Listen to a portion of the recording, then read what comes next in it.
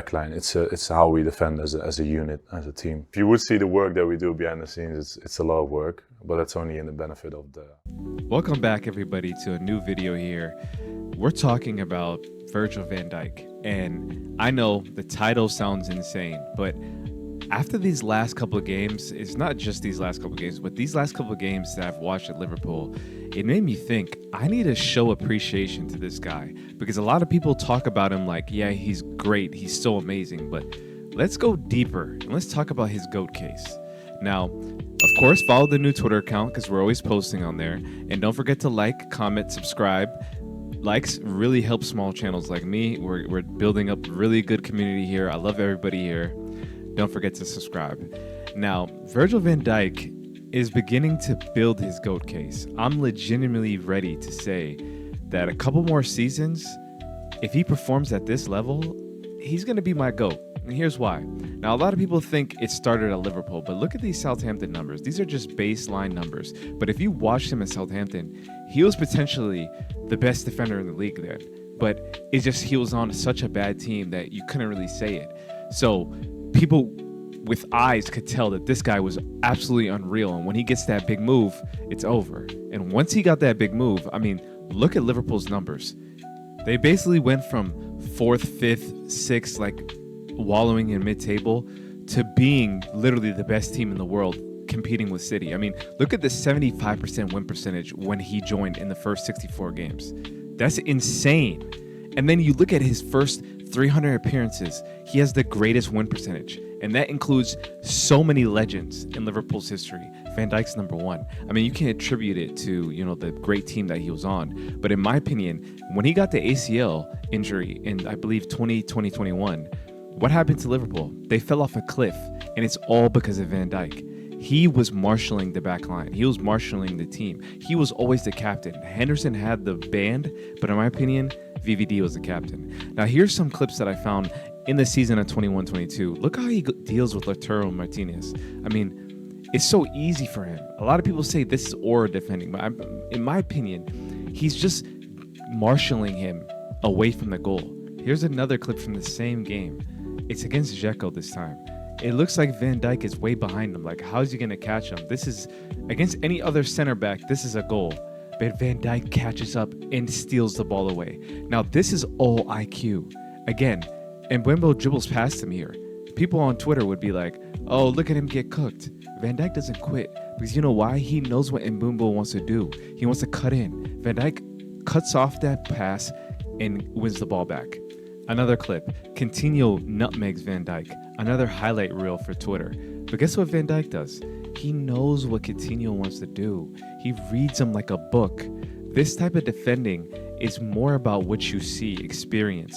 That's why Van Dijk is so light years ahead of any other defender in the league. I mean, look at his numbers. Everything has gone down physically wise. But guess what? It doesn't matter, because if you're as good as Van Dijk is, you don't rely on physical traits. It's all in the IQ. Now, I wanted to see if I could find a stat that backs up what I see when strikers prefer to drift off the left to deal with Konate than Van Dijk. And the Athletic had this cool little thing here that shows that it's marginal, but they do. The heat maps even show that they love drifting to the left more than the right. And you might ask yourself, is that really, does that matter? And I think it does, because Van Dijk doesn't commit. And attackers love defenders who commit early. Look at Haaland here. He wants Van Dijk to slide in so he can just dribble past him. Van Dijk doesn't. He waits until the last minute to literally just put a little pressure on Haaland to miss. Again, another example here. He's basically the last defender. Elanga's one of the fastest wingers. He just calmly marshals him away from the goal. People would say this is easy defending, but this is the best way you can handle players. I mean, another example, Kulusevski's in the pocket. Van Dijk, instead of letting him get the ball and turn, he jumps on him quick. He doesn't always just sit back and aura defend, as people say. No, Van Dijk reads the situation and decides when to press and when to drop off. When a player is in the pockets, he presses because he knows if you let that player get the rhythm of a quick little half turn, your defense is done. But if a player is running at you, why commit? Because when you commit, you're basically giving the attacker an easy way out. most attackers are going off of instinct, especially players that are not like flary, like Neymar or Messi. I'm giving you extreme examples, but these are the type of players that are not affected by Van Dijk's defending. But those are very rare cases. Now, this happened in their recent game against Newcastle that moved me. I mean, look how Van Dijk plays this. Tonali has so many options, and Van Dijk narrows it down to nothing. Like, look at this defending here. Tonali basically panics and just sends the ball across the goal because Van Dijk shut off his water hose, basically. I mean, it's insane how Van Dijk reads every situation and makes the right decision every time. I mean, even when he gets aerial duels, he wins them and gets them back in play.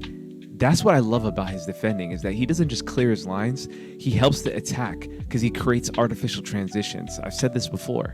Now, here's another example against Arsenal, the recent game. He notices that Raya makes a very bad mistake playing it to Zubimendi, and he pounces on this inside of Arsenal's attacking third. I mean, look how far deep he's in there. He knows when to press. He knows when to back off. It's like an AI-generated defender, I swear. Now, the one weak spot in Van Dijk's game was his on-ball passing. Like, he always chose the safe option, or maybe the over-the-top ball to Mo Salah or Trent.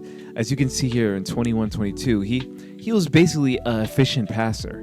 But his balls were always going, as you can see, towards Trent, long ball to Trent, or sideways diagonal pass to Trent, or sideways diagonal pass to Konate, or Matip, or Joe Gomez, or Andy Robertson. You get what I'm saying. He always chose the right pass, just like how he plays defending. Like, he plays the right way. Now, you can say that is effective, but in this new age footy, you can't just be a safe defender on the ball. You need to have the cojones to play through the lines, because that's what you need. Most teams sit back in a kind of a mid-block 4-4-2. So you need to break the lines with your passes. As you can see here, in 23-24 under Klopp, his most common passes were either the switches or just safe passes to the side. You see, he never played any penetrative passes through the middle. As you can see here, none of them were common. They're just basically the safe option. And playing at LCB, he has more, I guess you can say, range of passes. But Slot realized this, and he changed Van Dijk's passing. Now, he still does, as you can see, he loves switching the ball. But the thing that's changed the most, in my opinion, is look at the fourth most common thing he does now. Penetrative passes through the middle. That makes such a difference in Liverpool's build-up now, that Van Dijk basically is a one-man midfielder. He breaks the lines consistently. I mean, check out this GIF I found. Look how easy he makes it look now. Doesn't matter who he's passing to. Gravenberch, mostly it's Gravenberch in these clips, but McAllister, Curtis Jones, he disguises it. My favorite thing about Van Dijk now is that he knows players know that he loves switching the ball. So he angles his body to make it seem like he's about to do a long switch, but instead he plays the ball through the middle. Look at this against Arsenal. Look at Wirtz. He sees Wirtz is in space. He doesn't do too much. He just plays it with his left foot through the lines. You see how simple he makes it look now. He's starting to realize that his passing ability is way better than he, I guess you can say, applied. Because under Klopp just wanted him to be direct. Now Slot wants him to be direct. As you can see here, he still does the switch. I mean, look at this ball right here. Over the top in his own half, basically creates a big chance for Mo Salah. If Salah didn't have a terrible touch, this would have been a goal. But he still does this too. This is new in his game. Look at this. He disguises the long ball into a penetrative pass. Look how many lines he beats there to Szoboszlai, who's in the middle. I mean, it's outrageous what he's become now. So, like, think about what Van Dijk has become now. He already was probably the best defender we've ever seen, I mean, in my opinion. His on-ball traits were very effective, like very safe, but his defending was his best trait. Now, he's matching that defending with his on-ball playing now, too. What you get, in my opinion, when you combine those two, is the greatest defender of all time, in the Premier League, I should say. Now, there's John Terry, there's Rio Ferdinand, there's more. You let me know in the comments who you think is the greatest defender in the Premier League history. In my opinion, Van Dijk, if they win the Premier League this season, He's my GOAT. You let me know though. And don't forget to like, comment, subscribe, and be ready because we got another one coming. Have a great rest of your day.